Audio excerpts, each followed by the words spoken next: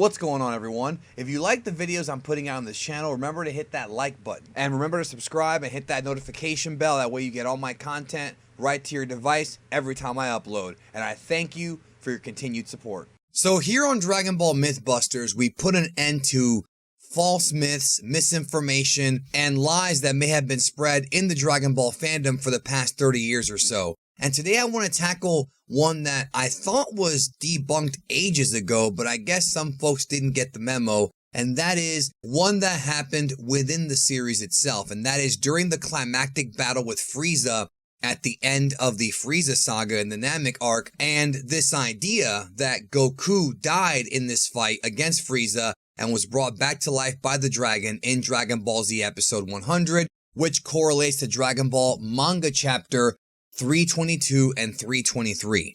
This is one that I can understand people being confused about, especially if you watch the anime adaptation, so please allow me to explain everything next.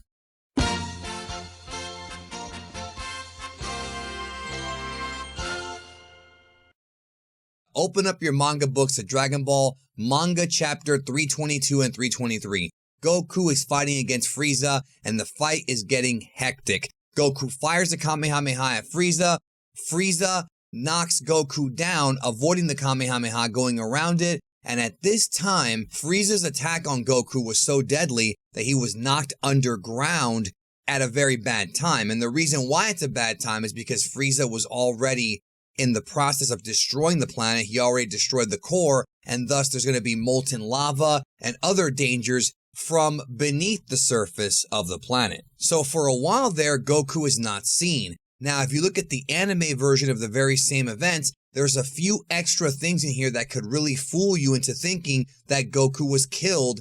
First of all, Gohan returns to the battlefield to fight Frieza for a very brief time in Dragon Ball Z episode 100. In the manga, this never happened, and Gohan goes on and on about how he cannot sense his father's energy. So that tells the audience, holy crap, Goku might be dead. If Gohan can't sense his energy, he can't sense his own father's ki, that may be the demise of Goku. Now again, this is not in the original manga, but it can fool you. Now, in the manga, what ends up happening is, while Goku is knocked down, per orders of Kaio-sama and Kami, Mr. Popo has summoned the Eternal Dragon on Earth and has made the wish to resurrect those who were killed by Frieza back to life.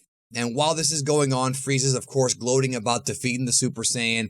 After the wish is made, we see Goku rising up out of the water, now shirtless, ready to continue the battle with Frieza. Now in the anime version, it's pretty much the same thing, except you've got that extra stuff with Gohan.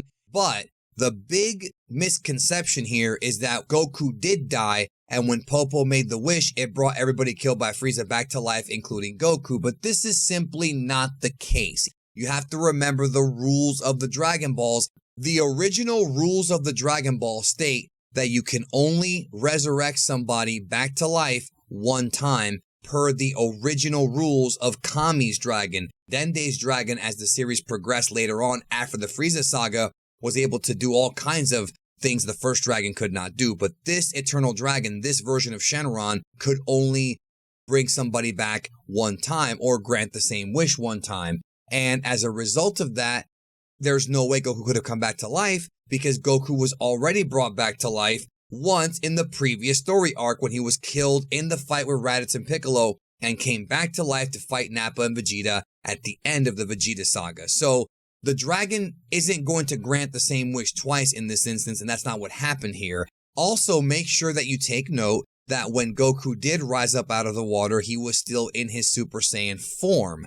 When you get brought back to life in Dragon Ball, you usually get brought back to life in your base form. You don't get brought back to life in transformed versions of yourself, but also when you get brought back to life, you are healed. Your body is usually healed, and in this instance, Goku is still battle ready and still battle torn from his fight with Frieza. So no, folks, what actually did happen here was that Frieza knocks Goku down and does seem to punish him and commit some kind of damage, but Goku could not have died in this scene. And what backs that up is also the fact that no guidebooks, no Daizenshus or anything that was around before Dragon Ball Super ever list this moment as being one of Goku's deaths. Goku died in the fight with Raditz and the fight with Perfect Cell. Those are Goku's 2 deaths in the manga, and that is it. Anyways, that's going to do it for this shorter than usual edition of Dragon Ball Mythbusters. Thank you for watching, and if you liked it, check out these other episodes of Mythbusters so you can clear your mind about the BS in Dragon Ball.